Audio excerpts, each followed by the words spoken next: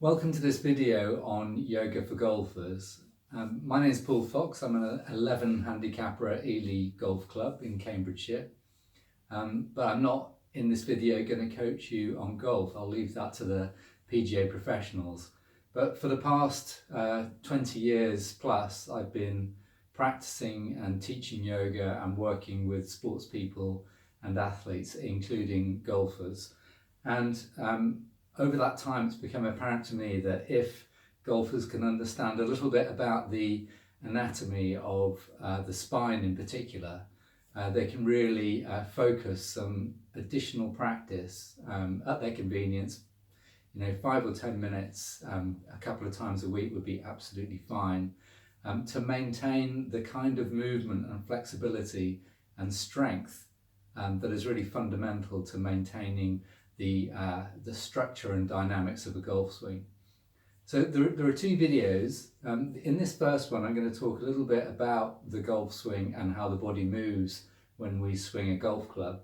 And as we do that, I'll be identifying the areas of the body that we need to particularly work on. And then in the second video, that will simply be a short practice that golfers can do, a physical practice, in order to maintain those openings. So we're going to begin with the spine, because it is absolutely the most important structure in the body, but it's also absolutely vital for the golf swing. So some of you will have some knowledge of your spine already and others may not. So I'm just going to run through a real kind of headline knowledge about what makes up the spine and the way it relates to golf, and in particular the movements that it makes. So it's the axis of the body. It's a central support structure. When we look at the spine from front to back, it should be straight. If this one doesn't look exactly straight, it's because it's a plastic model. These are not real bones. But from the side, as you will know, there are curves. So we have the lumbar curve. There are 5 lower back lumbar vertebrae, and they curve inwards. And then half the spine is this area here, which has an outward curve, a kyphosis. This is called the thoracic spine because it covers the thorax. And to each of these vertebrae are attached your rib cage, which makes this area of the spine a little bit immobile in terms of forward and backward bending, because you have to visualize this big rib cage in the front of the body here. And then right at the top, we've got the neck, where we've got 7 cervical vertebrae. And another thing to notice here is how much smaller they are. So 7 cervical vertebrae probably only takes up as much room as the 5 lumbar, or even a little bit less. Because as we're going down with the effects of gravity, there's a lot more weight of your body is having to be supported by the spine down here than it is up here. So when we are addressing the ball, and if you look in any good golf magazine, we can see that what we're looking for is a spine that looks straight. So the curves will be present, but the spine is straight. In fact, the spine is only straight when these curves are present in their original, there is variation between people, but in their original kind of depth of curve.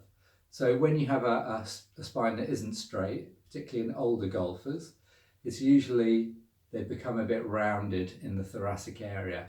And yet, in the golf swing, the 12 vertebrae of the thoracic spine are the most important part. So if we have a quick look, I subscribe to Today's Golf. I think it's a fantastic magazine, and I'm not being paid to say that. So in this edition of Today's Golfer, there's a feature on Georgia Hall, and she's one of our leading women golfers. So if I just hold that forward and also put a still, this is the picture we're looking at.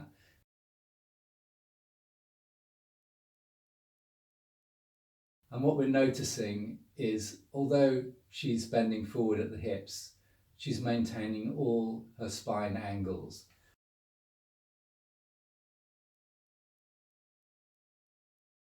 and she has a perfectly straight line. If we look at another issue of today's golfer,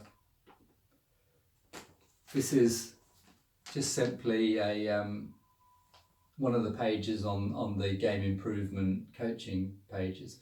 So we're looking at this one. It's basically the same shot, but looking from the front. And what you can see here is that the spine axis is still there. The spine is still straight. But what we're also noticing now is the immense shoulder turn.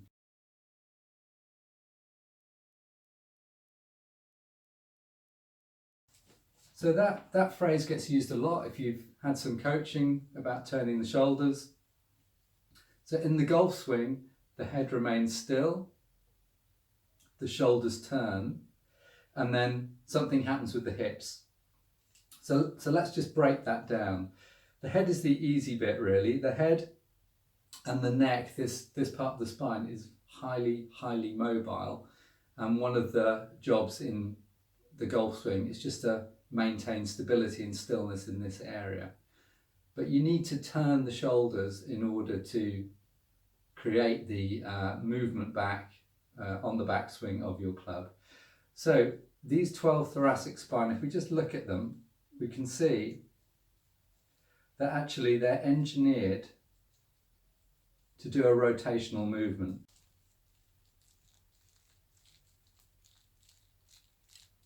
Just contrast that with the lower back.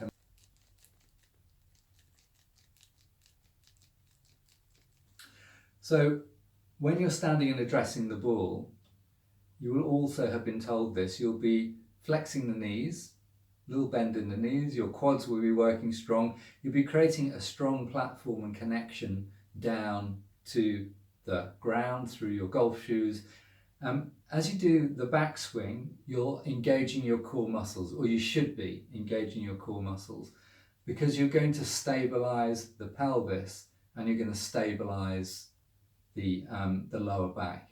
So the danger is that as the golfer turns the shoulders, turns the thoracic spine in order to make the backswing, if there's not enough action through the legs and through the core, the hips will just turn. So that's not a twisting movement in the spine, this is just actually the hips themselves moving. So it's only by stabilizing the pelvis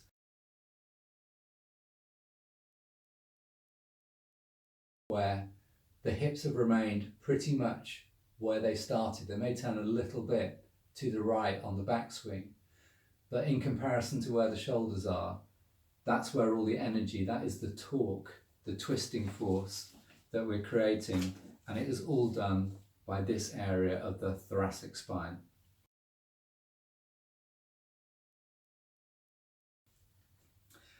Okay, so that's a little bit of anatomy of the spine, and what that means is that if you want to maintain good dynamics and good range of movement in your golf swing, and you know, I'm not going to single out seniors, but this is more common in senior golfers, is that as you get older and your body becomes stiffer overall and your spine becomes stiffer, and particularly this thoracic spine becomes stiffer, then you develop a golf swing which is no longer about turning the spine. It's no longer using the big muscles of the body and the application of torque, of twisting force through the spine.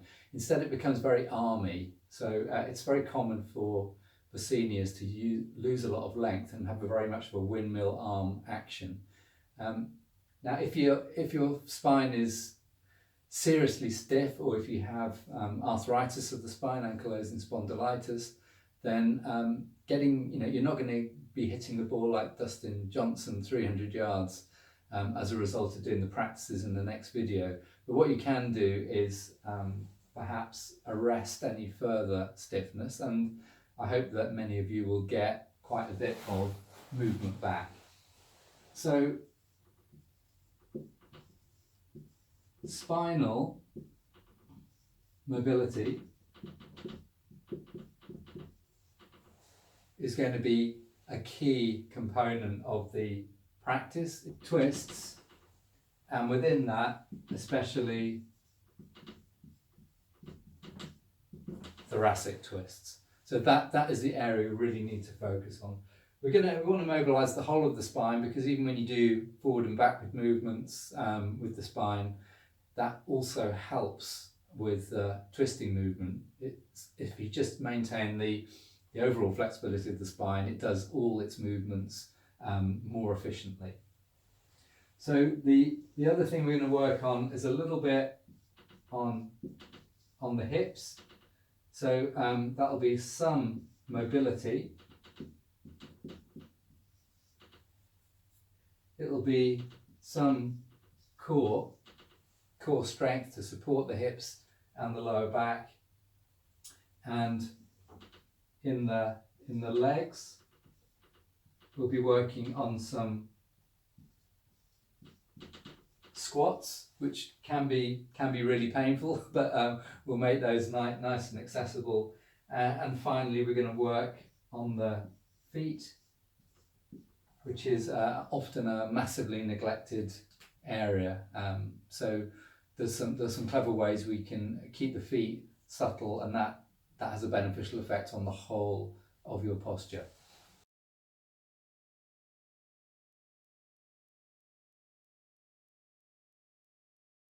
So thank you for watching, and I hope you will now watch the practice video. See you in the next video. Thank you.